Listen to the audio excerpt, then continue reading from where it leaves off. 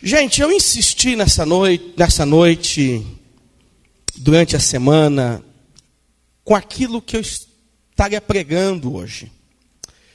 E eu vou fazer uma pregação, que já fiz ela aqui há algum tempo atrás, bastante tempo, e o Senhor colocou no meu coração para que eu pudesse pregá-la novamente. Vamos ler então o livro do Êxodo, capítulo 14.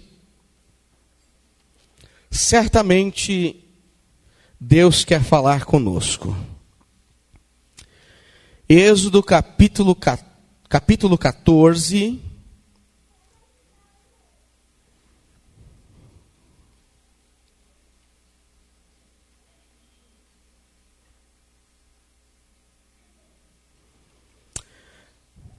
Versículo 1 em diante. Quem achou, diga amém.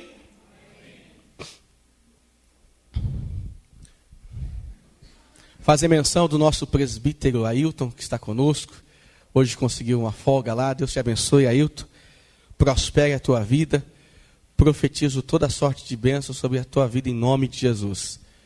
Amém? Que as portas se abram abundantemente na tua vida. Em nome de Jesus.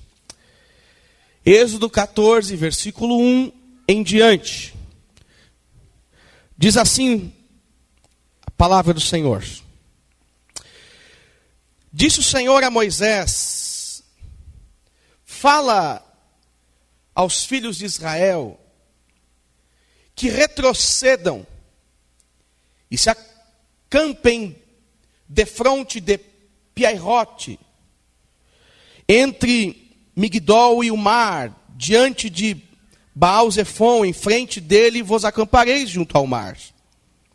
Então Faraó dirá dos filhos de Israel: então estão desorientados na terra, o deserto os encerrou. Endurecerei o coração de Faraó para que os persiga, e serei glorificado em Faraó e em todo o seu exército. E saberão os egípcios que eu sou o Senhor. Eles assim o fizeram. Sendo, pois, anunciado ao rei do Egito que o povo fugia, mudou-se o coração de Faraó e dos seus oficiais contra o povo, e disseram: que é isto que fizemos, permitindo que Israel nos deixasse de servir? E aprontou Faraó o seu carro e tomou consigo o seu povo, e tomou também 600 carros escolhidos de todos os carros do Egito, com capitães sobre todos eles, porque o Senhor endureceu o coração de Faraó, rei do Egito, para que perseguisse os filhos de Israel. Porém os filhos de Israel saíram afoitamente, e perseguiram os egípcios, todos os cavalos e carros de Faraó, e os seus cavalarianos, e o seu exército, e os alcançaram acampados junto ao mar, perto de Piairote, defronte de Baal-Zefon. E chegando Faraó, os filhos de Israel levantaram os olhos, e eis que os egípcios vinham atrás deles, e temeram muito.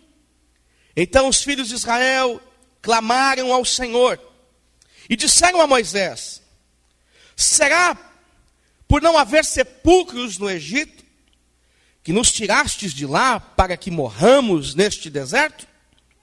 Por que nos tratastes assim, fazendo-nos sair do Egito? Não é isso o que dissemos no Egito? Deixa-nos para que sirvamos os egípcios, pois melhor nos fora servir aos egípcios do que morrermos no deserto. Amém? Senhor, em nome de Jesus, fala conosco, Pai. Por favor, fala conosco, fala com a tua igreja, fala com o teu povo, fala com os teus filhos, Senhor. Usa a minha vida, Pai, em nome de Jesus, para a tua glória. Meus irmãos, estamos diante de um dos maiores acontecimentos da história do povo hebreu. A libertação do Egito. Sabemos que os hebreus ficaram no Egito cerca de 430 anos. E nos últimos 90 anos deste exílio, durante os últimos 90 anos deste período, os hebreus sofreram após a morte de José, porque os faraós que se levantaram não conheciam mais a aliança, não tinham mais as informações de que havia uma bênção depositada sobre este povo. E por serem muitos, este líder resolve apertar a forma de vida destes hebreus. E nos últimos 90 anos, então, eles começam a sofrer. Moisés nasce, sua mãe recebe a informação de que todos os meninos de até 2 anos estavam sendo mortos pelo exército de Faraó. E a Bíblia vai dizer que a mãe desta criança o coloca em um cesto e o entrega aos cuidados do Nilo, para que a sorte desta criança viesse ser decidida pelo próprio Deus. Essa criança chega à casa de Faraó. A Bíblia diz que ela é encontrada, e ali ela recebe o seu nome, Moisés. A Bíblia vai nos dizer que este homem, este jovem cresce, sendo ensinado pelos egípcios, sendo instruído por reis, sendo cuidado por uma princesa. E a Bíblia vai dizer que Moisés se torna um grande homem no Egito. Mas determinado momento da vida deste homem, Moisés, ele se depara com a injustiça que era aplicada no seu povo, nos hebreus. E no capítulo 1, no verso 11, Moisés, ele vai cometer um homicídio, a fim de tentar livrar um homem que estava sendo castigado. E daqui por diante, a vida de Moisés vai mudar completamente. Moisés passou 40 anos na casa de Faraó. Ele aprendeu a ser alguém.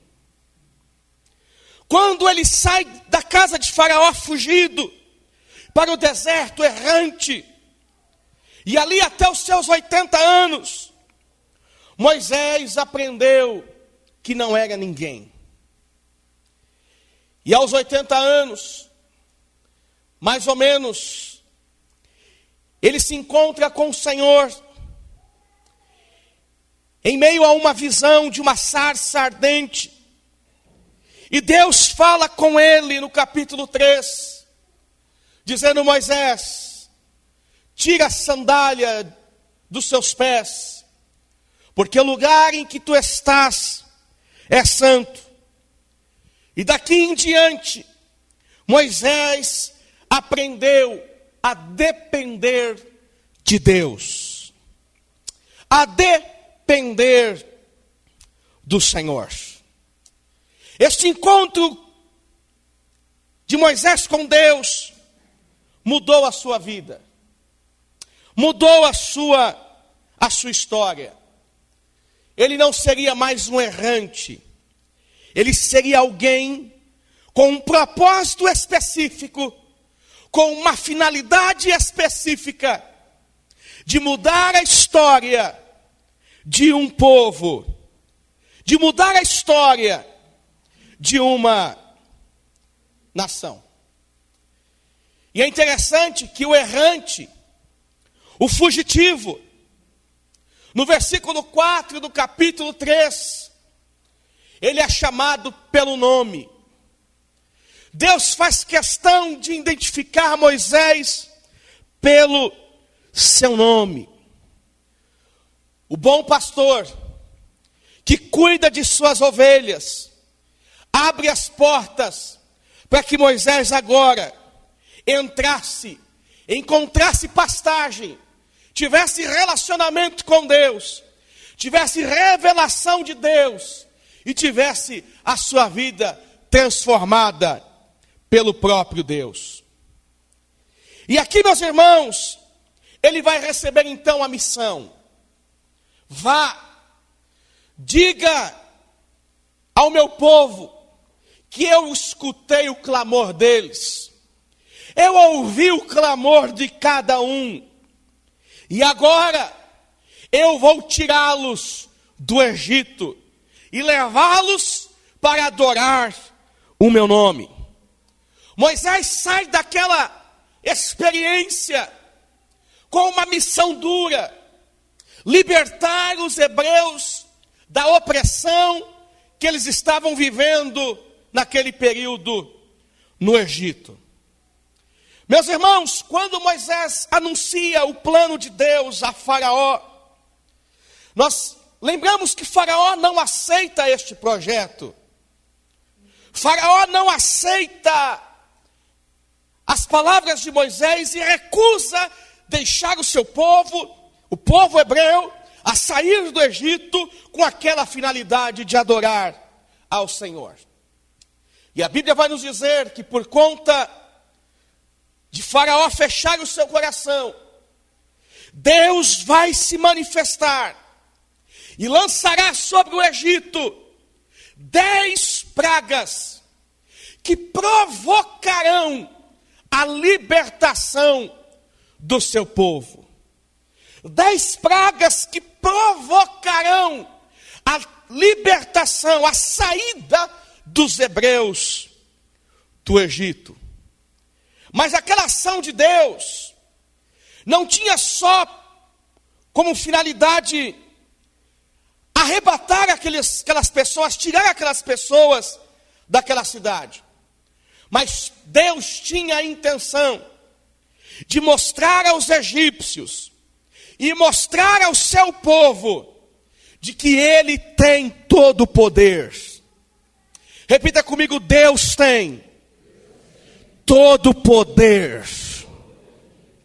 Cada praga lançada sobre o Egito representava a queda de um deus egípcio. No capítulo 7, no versículo de número 19, nós identificamos ali a primeira praga, a praga do rio Nilo.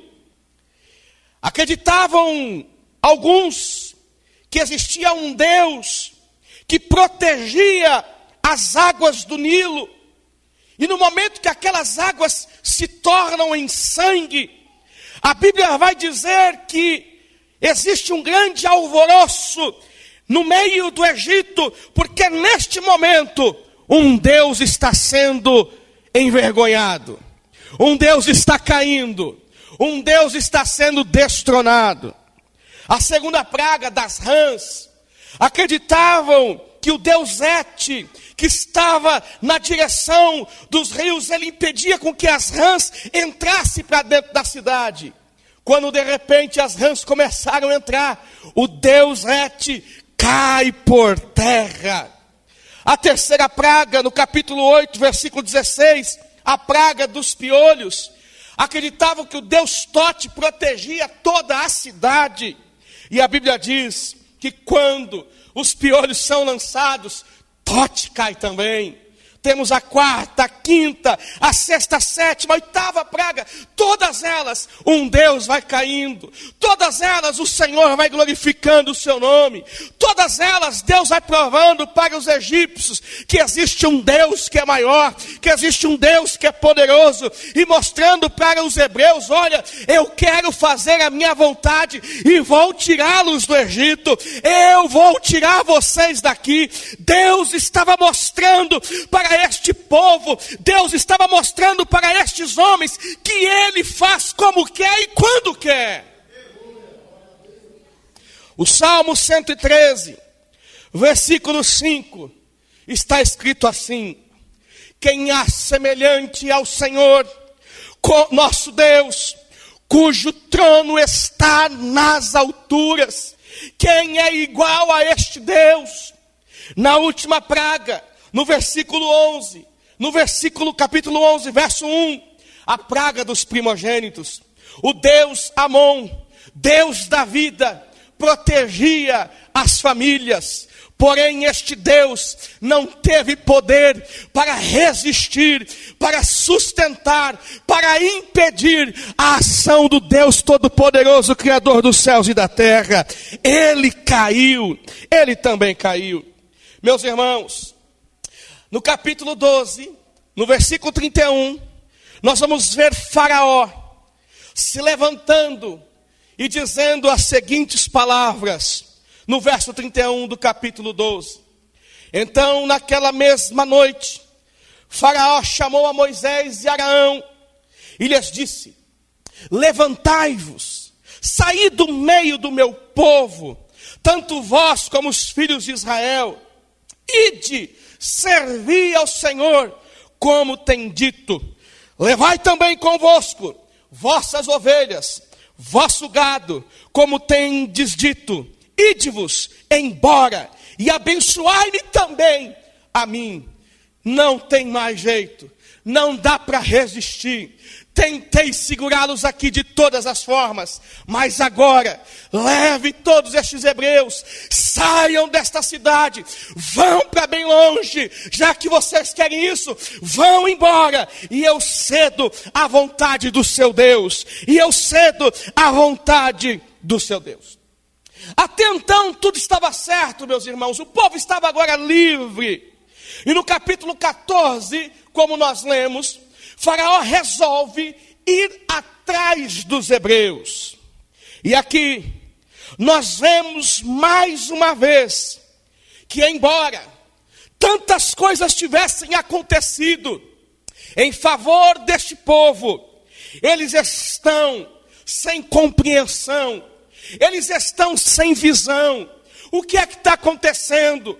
Deus uma hora nos dá, Deus uma hora nos tira, Deus uma hora manifesta o seu poder, os céus se abrem, a sua glória é manifestada de forma visível, e agora nós estamos aqui, diante deste deserto, diante deste mar, nós recebemos a notícia de que está vindo agora Faraó, com seus carros, com seus cavalos, com seus soldados, eles vão nos matar. O que é que Deus está fazendo conosco? O que é que Deus está fazendo conosco? Me parece que os hebreus não tinham compreendido a dimensão do Deus que eles serviam. No capítulo 14, versículo 11 e 12, eles indagam a Moisés dizendo: será por não haverem sepulcros no Egito que nos tirastes de lá, para que morramos neste deserto? Por que nos tratastes assim, fazendo-nos sair do Egito, Moisés? Não é isto o que te dissemos no Egito? Deixa-nos para que sirvamos eles, deixa para que sirvamos os egípcios, pois melhor nos fora servir aos egípcios do que morrer nesse deserto. Eles estão questionando, eles estão perguntando, eles estão dizendo: meu Deus, agora o Senhor está brincando com a gente. Eles estão falando com o seu líder Moisés: o que é que você está querendo conosco, Moisés? Aonde é que nós vamos parar? Qual é a tua ideia? Meus irmãos, Este é o problema que às vezes ocorre conosco, igreja do Senhor. Este problema às vezes acontece conosco, diante das dificuldades, queremos retornar, queremos desistir, esquecemos do que Deus fez até o presente momento, queremos voltar a servir quem nós servíamos, a viver o estilo de vida que nós vivíamos, levávamos, porque parece que as circunstâncias, as coisas estão brincando conosco. Parece que o problema está pregando uma piadinha com a gente. Parece que a vida está fazendo algo para nós e Deus está autorizando tudo isso. Diante deste quadro, Moisés revela a este povo, Moisés revela-nos uma verdade que temos que praticar. Moisés revela uma verdade que temos que praticar. Versículo 13 e o versículo 14 que não lemos. Moisés, porém, respondeu ao povo e disse: não temais, aquietai-vos e vede o livramento do Senhor, que hoje vos fará, porque os egípcios que hoje vedes, nunca mais os tornareis a ver. O Senhor pelejará por vós, e vós calareis, e vós calareis. Deus está dizendo a este povo, Deus está transmitindo a este povo, Moisés está trazendo a este povo uma revelação, que nós como igreja devemos vivê-la, devemos praticá-la. Meu irmão, isso é para a tua vida, isso é para o teu amanhã, é para a tua fé, é para o teu dia a dia. Aqui nós vemos duas verdades. A primeira, a verdade que estava na frente de Moisés, na frente deste povo, é que existia um grande problema. Eles estavam sendo perseguidos, eles estavam sendo caçados por Faraó. E aqui eles viam a realidade da vida. Agora existe uma outra verdade, é aquela que eles deveriam acreditar. Eu quero falar com vocês nessa noite sobre a verdade que eu vejo e a verdade que eu creio. A verdade que eu vejo e a verdade que eu creio. No que você crê? O que você vê? O que está diante dos seus olhos? O que está diante de você? Quais são as suas dificuldades? Estas são as verdades que você vê. Estas são as informações que chegam ao teu coração, que atormentam a sua alma e te trazem profunda angústia e tristeza. São as verdades que você vê. Mas por trás de tudo isso, existe a verdade que eu creio. Existe uma verdade que está dentro de mim, que me leva a agir, não pelas circunstâncias, que me leva a agir não conforme aquilo que está acontecendo, mas me leva a agir pela fé em Jesus, que me leva a agir pela fé na sua palavra. O profeta Jeremias, no capítulo 1, verso 19, ele diz: pelejarão contra ti, mas não prevalecerão, porque eu sou contigo, diz o Senhor, para te livrar. Paulo escreve aos Coríntios, no segundo livro, no capítulo 5, no versículo 7, está escrito assim: visto que andamos por fé, e não pelo que vemos. Andamos por fé, e não por aquilo que vemos. Meus irmãos, poderíamos citar aqui vários exemplos. Exemplos, de repente, de pessoas que estão aqui entre nós. Exemplo de pessoas que estão conosco aqui nessa noite. Mas vamos para alguns exemplos da Bíblia. No livro de 2 Reis, capítulo 6, versículo 8.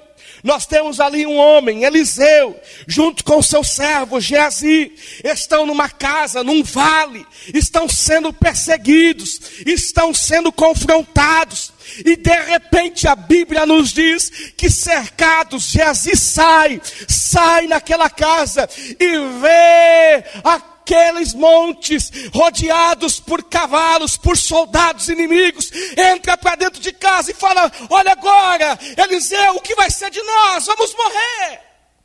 Era a verdade que eles viam. A informação que eles viam, a verdade que eles viam, era uma verdade de destruição. Mas entra em cena a verdade que Eliseu cria. Volta lá, Geazi. Olha de novo. E vê que mais são os que estão conosco do que aqueles que estão com eles. Volta lá, Geazi. Enxerga outra coisa. Enxerga uma outra realidade. Enxerga a situação por uma outra perspectiva. Pela perspectiva de Deus, Geazi. Mais são os que estão conosco do que os que estão com eles. Meus irmãos, um outro exemplo, no livro de Reis, capítulo 4, versículo 20. Tem uma mulher que era estéril, ela é agraciada pelo Senhor, recebe um filho, e de repente o filho tem uma insolação, a promessa parece que morre, tudo acaba, o que ela via diante dela era a morte, o filho morrendo nos seus braços, no seu colo. E a Bíblia diz que essa mulher sai pelas ruas, e aí perguntam para ela no versículo 26, olha, e aí, tu estás bem? E ela diz, olha, vai tudo bem. Diante dela existia uma outra verdade, a verdade que ela cria, aquilo que levava, movia a vida dela, motivava a vida dela. Meus irmãos, lá no livro do Gênesis, capítulo 17, Abraão recebendo uma promessa de que seria pai, mas aquilo que ele enxergava era os tempos passando, os anos passando, e não vindo o filho da promessa, não acontecendo aquilo que Deus tinha falado. Mas tinha algo dentro do seu coração, pega lá, Deus falou, foi Deus que falou, não é possível, não é possível. Nós temos no livro do Gênesis, José, ele é preso. Ele cria em algo tão especial. Um dia eu sonhei que eu era uma estrela que se levantava e tantas outras estrelas se dobravam diante de mim. Mas a verdade era, ele estava preso, ele estava cativo, ele estava vivendo a pior situação de sua vida, mas ele estava sendo motivado pela sua fé. Não uma verdade que ele via, mas uma verdade que ele cria. Uma verdade que ele cria. Meus irmãos, eu tenho que entender aqui nesta noite, de uma forma muito simples, muito clara, muito objetiva. Você vive por aquilo que você vê, ou você vive por aquilo que você crê? Você é movido, motivado pelas circunstâncias, pelas informações, ou você é motivado pela sua fé? Ou você é motivado pela sua fé? Todos nós aqui entramos na igreja com uma dificuldade muito específica. Cada um aqui. Se nós fôssemos identificar, enumerar, fazer uma lista de problemas, cada um aqui tem uma dificuldade diferente. A realidade é essa. Você tem uma dificuldade. Mas o que move o teu coração? O que move a tua alma? O que move o teu espírito? O que enche a tua vida? Você é motivado a viver que estilo de vida? Você é motivado a viver que estilo de vida? Foi pregado aqui na quarta-feira e pega um gancho. No livro de Tiago, nós vemos Tiago falar o seguinte, no capítulo 1, olha, eu tenho gozo, eu tenho prazer nas aflições. Eu tenho prazer em meio às dificuldades. Sabe o que Tiago está falando? Gente, eu estou vivendo um momento de tensão. As circunstâncias, os momentos, os problemas são reais. Mas eu não sou motivado por esses problemas. Eu já estou enxergando lá na frente o Deus que vai me tirar desses problemas. Eu já estou me alegrando por aquilo que Deus vai fazer na minha vida. Ele começa a ter alegria pelo futuro e não pelo presente. Entenda uma coisa, você tem que agir pela fé, ser motivado pela fé e esperar em Deus a solução de todas as coisas na tua vida. Olhe lá na frente, algo melhor te aguarda você, lá na frente, algo melhor Deus tem reservado a você, meu irmão, a você, minha irmã. Mas pastor, hoje não estou vendo nada.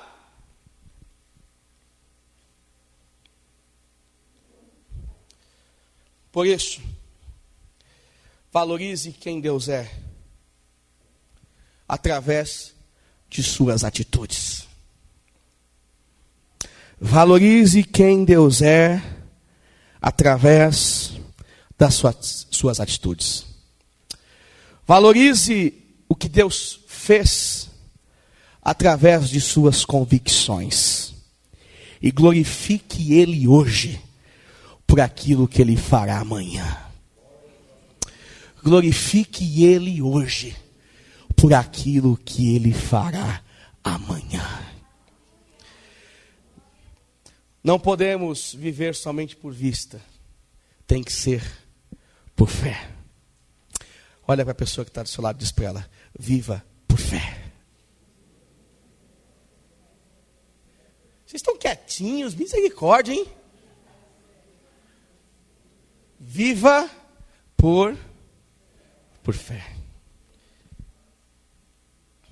Para aqueles que depositam sua confiança no Senhor, a ordem nesta noite em Cristo é a seguinte: parar jamais, avançar sempre.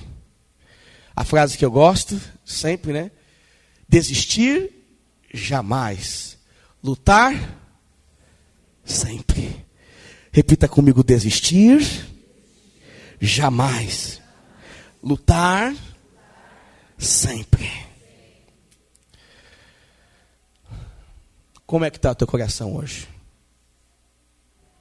Como é que você entrou aqui hoje? Com vontade de parar? Com vontade de desistir? Deus fala para Moisés, lá no capítulo 14, voltando ao texto que a gente leu, no versículo 15. Por que é que esse povo clama a mim? Diga a eles que avance. Viva! Viva! Por que é que eles estão reclamando? Viva! Esperem em mim! Viva! Ah, mas pastor, está difícil. Viva, meu irmão! Jesus é com você. Viva! Viva, você é a habitação do Espírito Santo. Viva! Não retroceda. Todas as armas que você precisa está em você e na palavra de Deus. Você tem o Espírito Santo que te reveste. Viva! Você tem o Espírito Santo que mostra o caminho, a direção que você deve seguir. Viva! Você tem o Espírito Santo que te guia. Ah, meu irmão, que te convence do erro, que te convence do pecado, que está constantemente dizendo: olha, não faça isso, não faça aquilo. Viva a vontade de Deus. Viva a vida. Viva a vida. Viva a vida. Mas não deixe que a vida te leve. Amém? Nem a vida leve você. Viva a vida. Viva a vida. Meu irmão, e aqui eu quero encerrar esta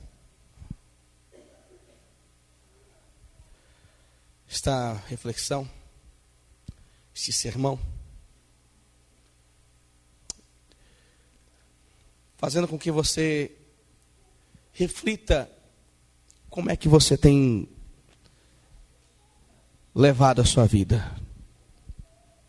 As circunstâncias ditam exatamente como você vai se comportar amanhã. As circunstâncias ditam exatamente como você vai se comportar hoje. Não deixe que os problemas determinem o seu humor.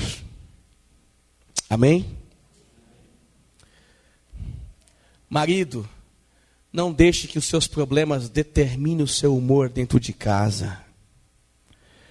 Esposas, isso é de Deus, hein? Não deixe que os seus problemas determinem o seu humor dentro de casa. Não deixe. Não permita isto.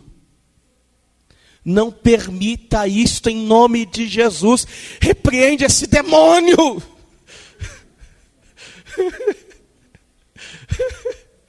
Repreende essa coisa ruim que determina a tua vida, o estilo que você vai levar é a tua vida. Não permita. Avance. Deixe Deus ser Deus. Deixe Deus ser Deus. Sabe o que é deixar Deus ser Deus? É até não concordar com algumas coisas. Até Paulinha fala assim, puxa, mas Deus, poderia ser assim, né? Mas o Senhor é Deus, então faz como o Senhor quer. Do jeito que o Senhor quer. Isso vem do Espírito, hein? Cutuca aí a pessoa que está do seu lado. Diz, deixa Deus ser Deus, vai. Deixa Deus ser Deus, Eric. Deixa Deus ser Deus. Deixar Deus ser Deus é ter louvor todos os dias. É ter inspiração e acreditar que Ele age segundo a sua boa vontade. E que eu estou debaixo da sua boa vontade. E que tudo que Ele faz é bom, é perfeito, é agradável. Deixa Deus ser Deus. E viva a verdade que você crê, não a verdade que você vê. Viva pela fé, em nome de Jesus.